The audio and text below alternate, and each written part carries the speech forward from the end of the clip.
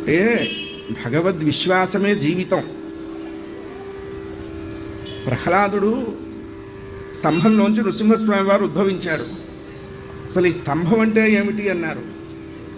శ్రీధర స్వాముల వారు మంచి వ్యాఖ్యానం చెప్పారు. మనస్సే స్తంభం రా, అందులో ఉన్నవాడు ఈశ్వరుడు.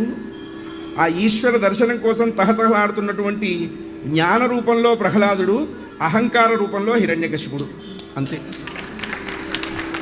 ప్రహ్లాదుడు హిరణ్యకశిపుడు ఎదురెదురుగా నించుంటే ఎలా ఉంది అన్నారు. జ్ఞాన అహంకారాలు రెండూ ఎదురెదురుగా నించున్నట్టుగా ఉందయ్యా అని చెప్పారు. అటువంటి మహానుభావులు సహస్ర చండీ యాగం చేయటం. ఈ ప్రదోషంలో ఇవాళ పుష్యశుద్ధ పూర్ణిమ, ఆర్ద్రా నక్షత్రం. శ్రీచక్రార్చనలో అమ్మవారికి 1,00,000 రుద్రాక్ష అర్చన చేశారు. మనందరినీ ఆ రుద్రాక్ష ధారకుడైనటువంటి పరమేశ్వరుడు